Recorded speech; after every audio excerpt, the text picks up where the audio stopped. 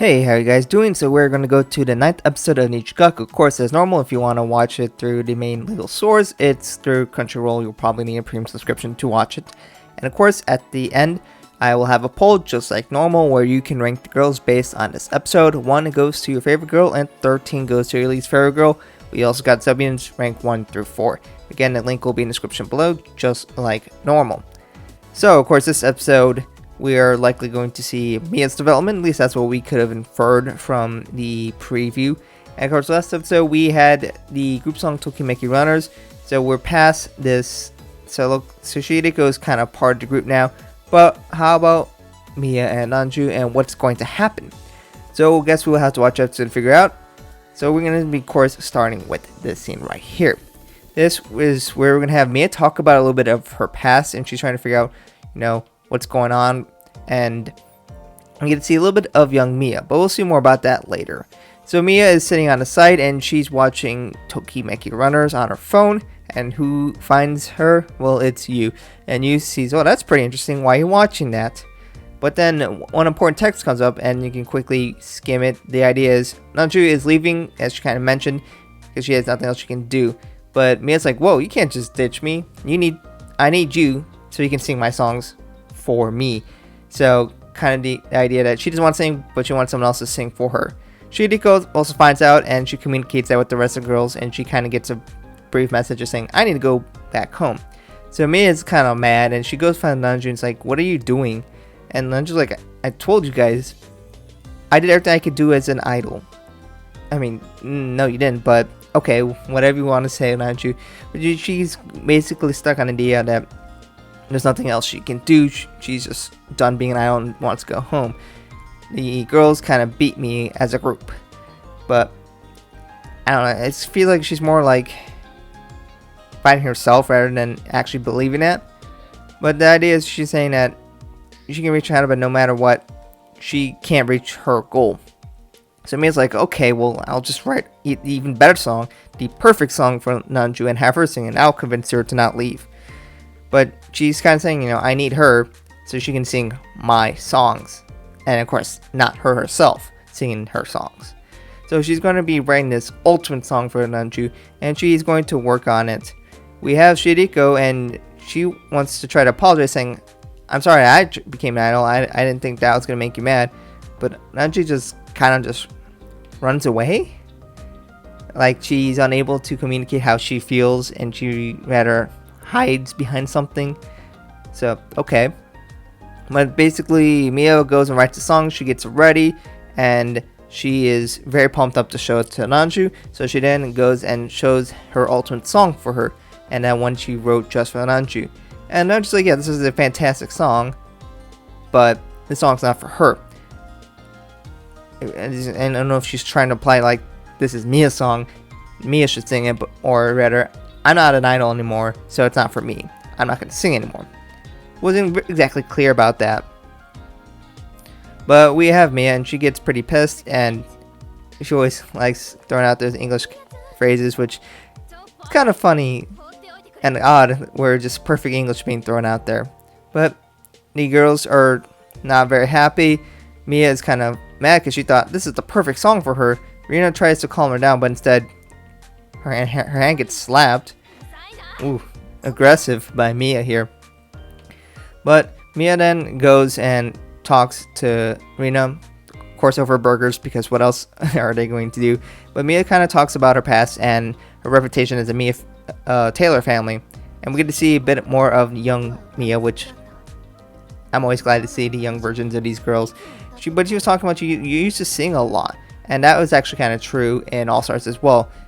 But the issue that happened that she explains is that she didn't know how big the Taylor family was, and she was going to sing a bunch of people, but then she kind of cracked down from pressure.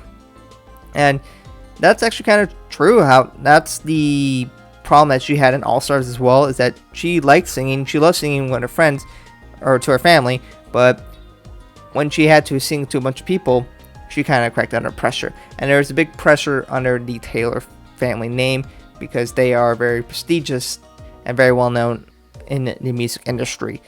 And as a kid, that's kind of a lot of pressure to deal with. So she kind of cracked down and said, I'm not going to sing anymore. So then she tries to get self-worth by saying that if I can't sing, I would have someone else sing for me, or be a composer. And that's kind of how it was handled in All Stars.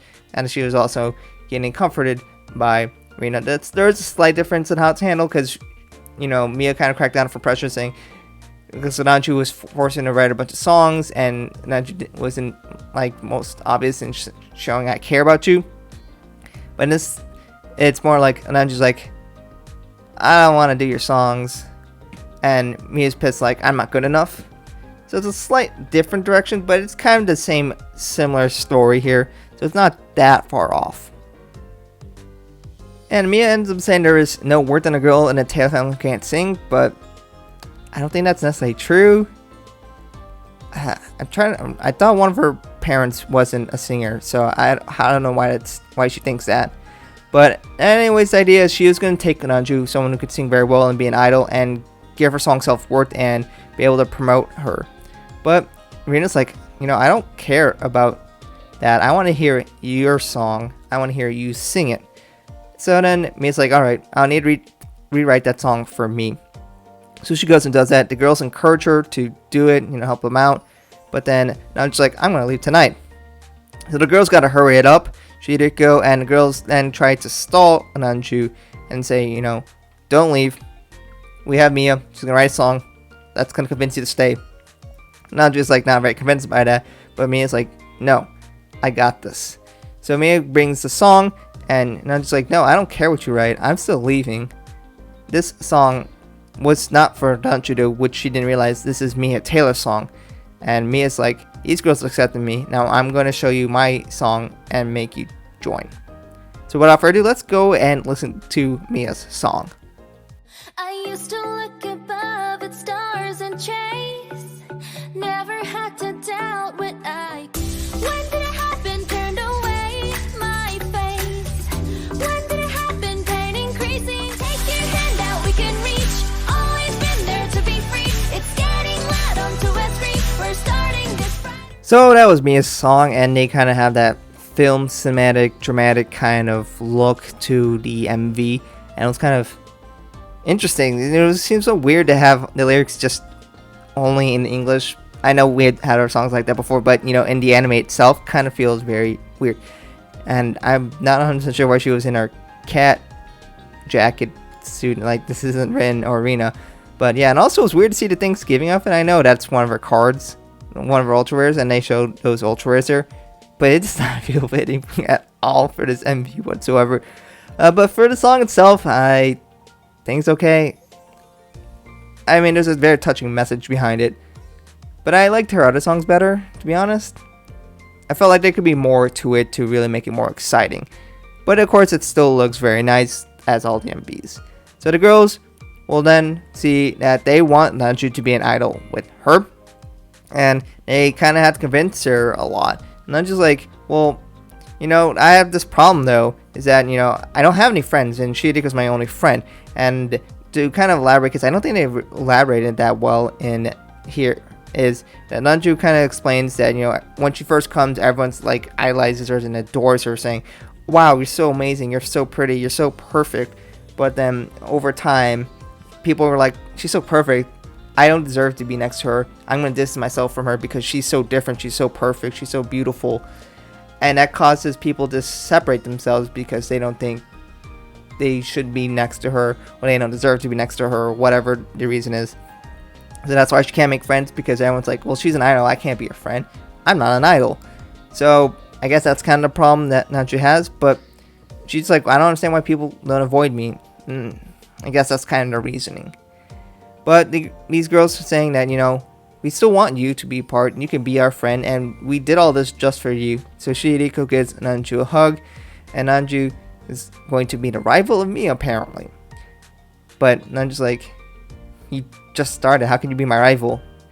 But one thing she asks is, can we still be friends even if we're rivals? I mean, yeah, they're not exactly the opposite.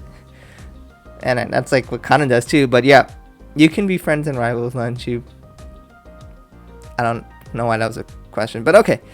So that means she wants to officially join, so the girls officially welcome Lanzhu to the club, and that means everyone is in there. I had the course show at the last scene here with Karen getting woken up, because of course I did. So we had Lanzhu waking her up, and Karen has her bed hair. So I thought that was kind of funny to show. So we have that, and then of course she also has to wake up one other person, which is Mia. They don't actually show her getting woken up, but we get to see Mia sleeping. So that leads us to the preview for next episode. We have these girls looking like they're going to have some kind of training.